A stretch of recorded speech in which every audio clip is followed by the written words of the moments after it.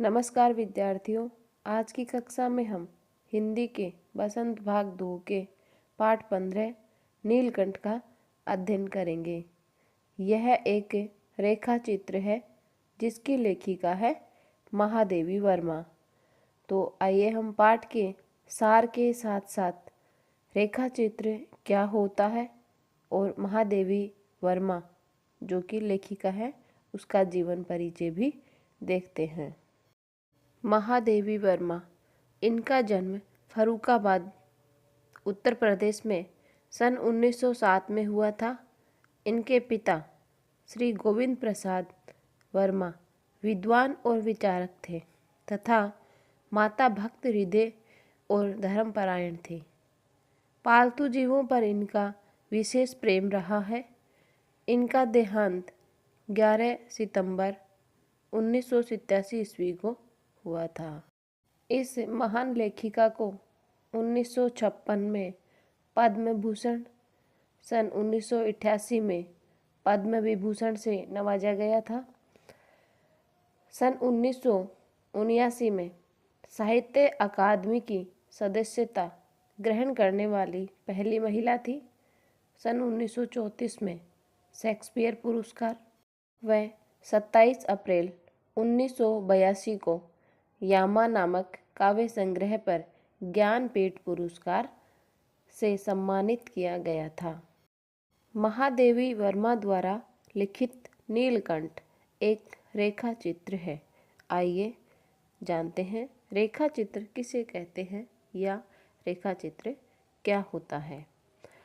रेखा चित्र कहानी से मिलती जुलती साहित्य की एक विधा है।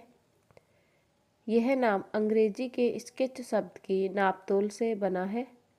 रेखा चित्र में कम शब्दों में कलात्मक ढंग से किसी वस्तु, व्यक्ति या दृश्य का अंकन किया जाता है। इसे शब्द चित्र भी कहा जाता है। किसी व्यक्ति की आकृति, स्वभाव या अन्य विशेषताओं का शब्द चित्र प्रस्तुत किया जाए तो उसे रेखा चित्र कहा जाता है। लेखिका महादेवी वर्मा द्वारा लिखित नीलकंठ रेखा चित्र का सारांश इस प्रकार से है।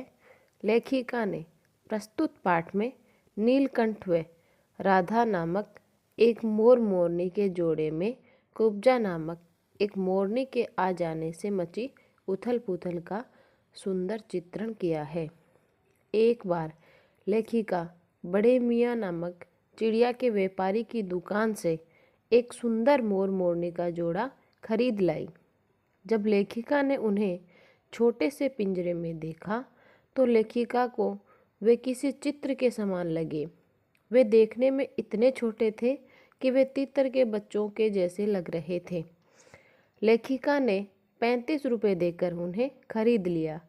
घर पहुंचने पर भी वे सावक घर वालों को भी तीतर जैसे ही लगे और सभी लेखिका से कहने लगे कि उन्हें ठग लिया गया है। लेखिका उनसे बहुत चिढ़ गई और उन पक्षियों की विशेष यत्न से देखभाल करने लगी। वे दोनों लेखिका के कमरे में इधर उधर भागने लगे और अंत में रद्दी की टोकरी में उन्होंने अपना घर बना लिया। वे कभी पढ़ने की मेज पर, कभी कुर्सी पर और लेखिका के सिर पर प्रकट होते रहते थे।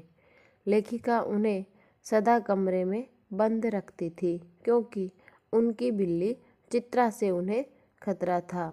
यानी लेखिका के पास में एक बिल्ली भी थी जिसका नाम चित्रा था। उस बिल्ली से उन मोरनी को क्या था, खतरा था, इसलिए वो हमेशा उन्हें अपने कमरे में बंद रखती थी। अंत में लेखिका ने उन्हें बड़े जाली घर में अन्य पक्षियों के साथ पहुंचा दिया।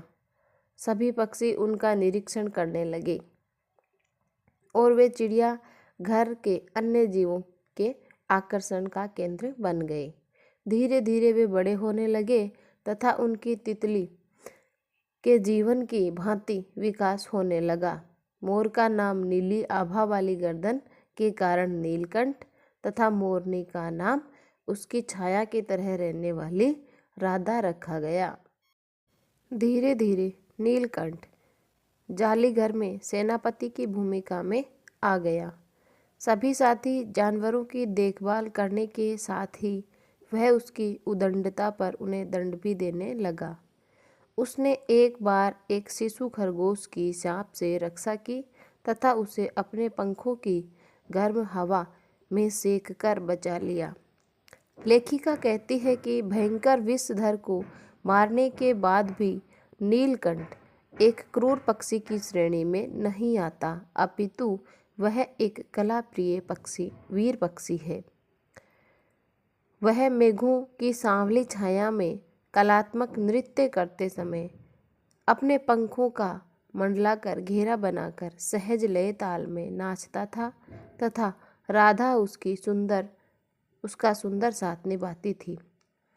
वह लेखिका को देखते ही अपने पंख मंडलाकर और नृत्य की मुद्रा में खड़ा हो जाता था। लेखिका के साथ उसे देखने आए उनके अतिथि भी उसे देखकर आश्चर्यचकित हो जाते थे। कई विदेशी महिला अतिथियों ने उसे परफेक्ट जेंटलमैन की उपाधि दे दी थी। वह लेखिका की हथेली पर रखे भुने चने बड़ी प्रसन्नता से खाता था। उसे पुष्पित व पल्लवित वृक्ष अधिक अच्छे लगते, जैसे नई मंजीरियों से ढका आम का वृक्ष। वे दोनों वर्षा ऋतु में वर्षा के वेग के साथ नृत्य करते व सुंदर केका ध्वनि उत्पन्न करते।